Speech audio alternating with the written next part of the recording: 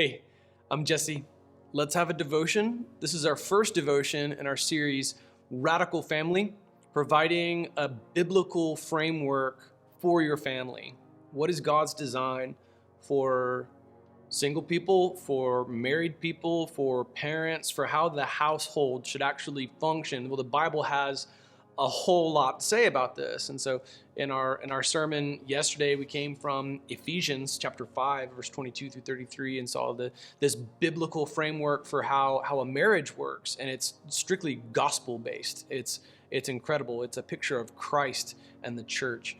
There's a similar passage here, and it's in 1 Peter chapter 3. So I want you to see the beautiful parallels between this design for husband and wife as a picture of the gospel in Ephesians 22 through 33, and then the same kind of instruction here in 1 Peter chapter 3. 1 Peter got very, very practical very, very quickly. It was meant to be read aloud to a largely illiterate crowd. These are the people who were being persecuted by Nero in the year 64 throughout Pontus, Galatia, Cappadocia, Bithynia, and Asia. That's like modern-day Turkey. And persecution was rampant and about to get worse.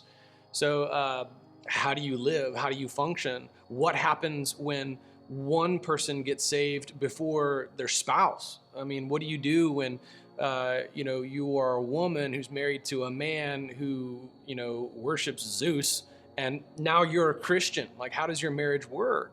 What do you do? Like, here's very direct instruction from the Holy Spirit through Peter to just such a situation.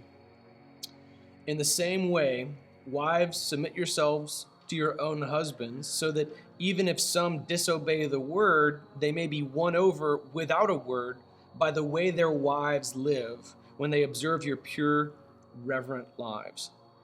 Don't let your beauty consist of outward things like elaborate hairstyles and wearing gold jewelry or fine clothes, but rather what is inside the heart, the imperishable quality of a gentle and quiet spirit, which is of great worth in God's sight. For in the past, holy women who put their hope in God also adorned themselves in this way, submitting to their own husbands, just as Sarah obeyed Abraham, calling him Lord. You have become her children when you do what is good and do not fear any intimidation. Husbands, in the same way, live with your wives in an understanding way, as with a weaker partner, showing them honor as co-heirs of the grace of life, so that your prayers will not be hindered. Wow. There's tremendous theological implications to this warning to husbands that if they are unloving to their brides, they can expect to receive nothing from God.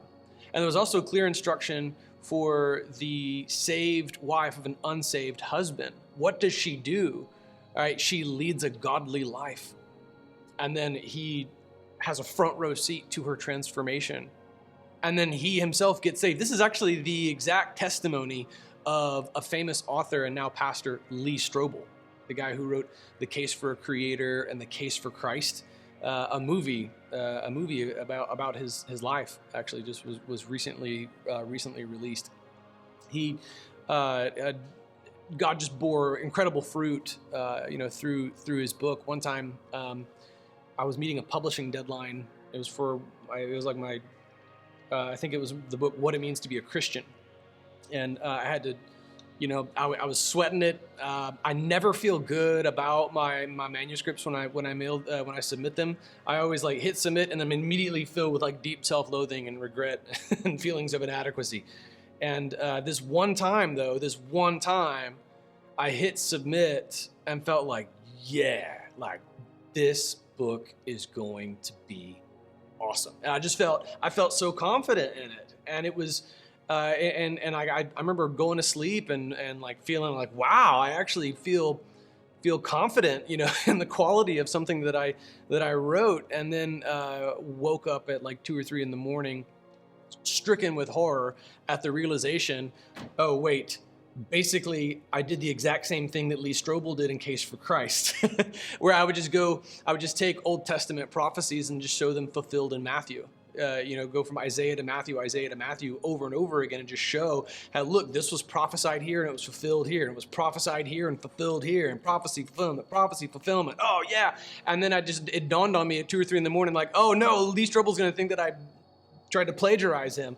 But then it's okay. It's okay. He actually didn't invent that approach anyway. That's how Paul would also share the gospel. So we're good. He would actually argue from the scriptures. It says that Jesus is Lord. Lee Strobel was an avid atheist, and his wife got involved with one of those kooky churches, and he did not like it. He was mad about it, but he began to just see the Holy Spirit of God work in his wife's life, and this is what led him on his journey to quote unquote investigate. We'll talk more about that approach. How the evidence-based approach is not actually the best approach for apologetics. Nonetheless, it's his story. It's how he came to Christ, and he's impacted a whole lot more people for the gospel than I have. But his story began by looking at his wife's life and just observing her holiness. What an incredible testimony, by the way. I mean, because he's a smart guy. He was an investigative journalist. It's probably really hard to win an argument against that guy. So what is she going to do, to dissuade him, of this aversion he has to her newfound faith? Well, she just led a godly life, and her holiness, her good works, the obvious transformation, the effect that the gospel had on his bride was what drew him in, and I'm grateful for it because he's written some great works. So what a beautiful testimony. It's exactly what was prescribed here in the context of a Christian wife to a lost husband. In the same way, wives, submit yourselves to your own husbands, so that even if some disobey the word, they may be won over without a word by the way their wives live, when they just observe your pure, reverent lives. Your beauty comes from your spirit that is devoted to God. It is a pure life. It is a reverent life. And when even lost husbands observe that, they're impacted by the power of the gospel. And I gave this exact same passage, actually, speaking to where the roles were, kind of reversed, where the husband was saved and the wife was lost. It's a bit of a different dynamic because he's called to be the leader in his family. Obviously, we saw that in Ephesians. We see that here. So what's his dynamic? But the same exact effect is possible if the husband is the one who is newly saved and his wife has a front row seat. And he's like, I know this man, and he's not the same man. He's not the same man that I married. Something's happened here. Evidently, the gospel's true. When the Holy Spirit gets a hold of a man and transforms him, he begins repenting from sin when he stumbles, and he begins to bear fruit for God's kingdom and has this love for people, supernatural love and joy and peace emanating from him. I mean, he's just a different dude, and she can likewise be led to Christ just by the sheer holiness and integrity of a newly saved husband. So the original intent was speaking specifically to wives who were called to submit to their husbands and follow their lead. It's even harder for a wife to lead her husband to Christ because naturally the husband is called to be the leader. This plays out in the context of church ministry really in fascinating ways. I've seen some families of students saved. I have. Okay. In fact, at my church in Pensacola, our student ministry at one point became like one of our the church's strongest growth mechanisms. Like as we were seeing teenagers saved, the parents were like, what's going on with my kid? They observe their teenagers, they catch them reading their Bibles, and then every now and then you would see the family come to Christ. I remember standing there at the altar at Heritage Baptist Church with families of students, where the student was the first Christian in her family, and then mom and dad just saw the Holy Spirit working in their kid's life, and they were drawn in. But it was probably the exception and not the rule. Within women's ministry, if mom is saved and dad is not, then there's a small chance that we'll get to meet the kids. They'll be a part of the church. She'll come pretty faithfully. Maybe she'll drag him along every once in a while, but for the most part, she when the mom is trying to lead the family spiritually, it just doesn't have the same effect. But if the dad gets saved, there's a 93% chance I'm going to get to meet the whole family.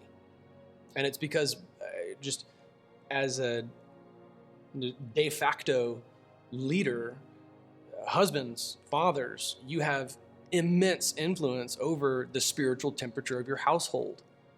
All right, your walk with Christ is going to have an immense effect on your wife and on your kids. Slay your sin, man. All right, seek holiness. Devote yourself to good works. All right, it's a beautiful thing. Be good to your wives. If you husbands, if you follow Jesus, if you love the Lord, man, that's the best thing you can do for your kids. That's the best thing you can do for your wife. That's what she wants more than anything in the world, is for you to be devoted to Jesus.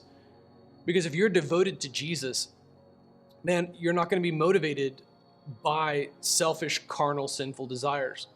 Your temper is going to fade, all right? The way that you devote your time, it's going to change. You have now this higher eternal purpose, driven not by pleasure or worldly pursuits any longer. You have a heavenly calling, and it's going to put your whole family on a new trajectory.